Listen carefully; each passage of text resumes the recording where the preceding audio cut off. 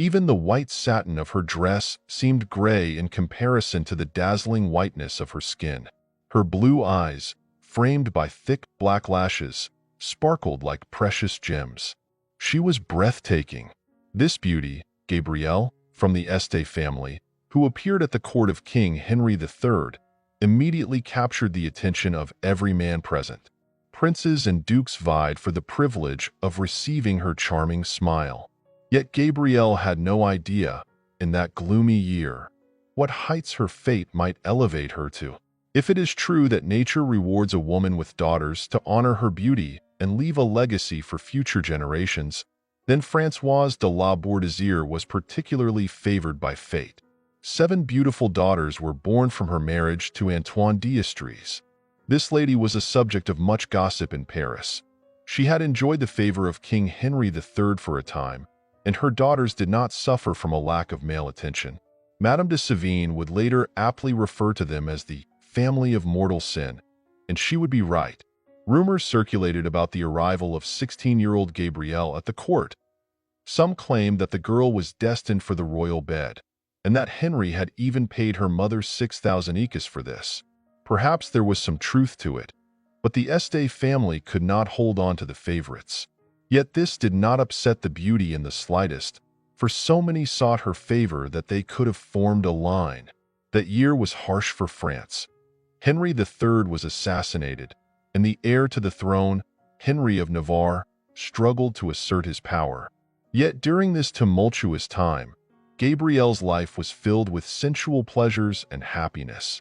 She was adored by financiers and dukes, poets, and even Cardinal de Guise.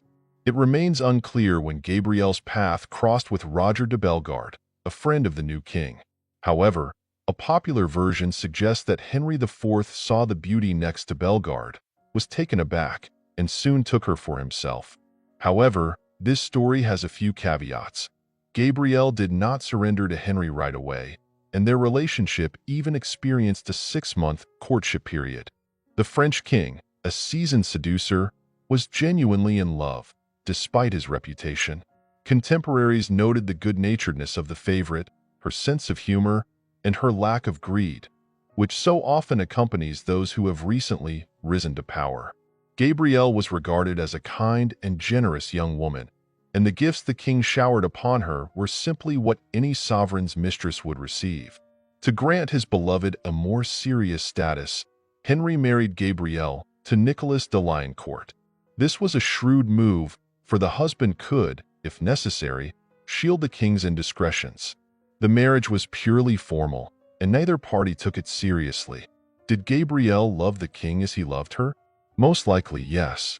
She shared not only his bed, but also the challenges that arose if, for instance, when he had to spend nights in a military tent during campaigns, she categorically refused to leave for the castle. Gabrielle wanted to be wherever Henry was, by his side. It seems that it was Gabrielle who persuaded Henry of Navarre to make the difficult decision to convert to Catholicism. Of course, Paris was worth a mass. But would that mass have happened without Gabrielle? Who knows? In any case, this allowed for the end of religious strife in the kingdom and enabled Henry to solidify his high status. After all, Rome was not eager to recognize the Protestant Henry of Navarre at first. Time passed. Henry's love for Gabrielle grew stronger, and he was unwilling to share her even with her puppet husband. It was decided to annul her marriage to Liancourt. The beauty bore several children for her beloved, a son named Caesar, after Julius Caesar, a daughter named Catherine, to the delight of her beloved aunt, Henry's sister, and another son, Alexander. The king granted Gabrielle the title of Duchess of Vendôme, and why not make her queen? By the 16th century, Europe had already seen examples of monarchs marrying women of non-royal birth. The Swedish king married a Finnish merchant, and Henry VIII entered into unions with women of lower status 3 times, and Boleyn, Catherine Howard, and Catherine Parr. Thus, Henry IV of France saw no obstacles to marrying Gabrielle. There was just one tiny hurdle: his legal wife. Marguerite de Valois, the well-known Queen Margot, was already past the age where she could bear heirs for the king. It was also recalled that the princess had been married off to Henry against her will. Based on these arguments, Henry filed for divorce. It took some time, but he was eventually granted it. Now he could marry Gabrielle. Once again pregnant, the favorite received a coronation ring from the king. Preparations for the wedding began.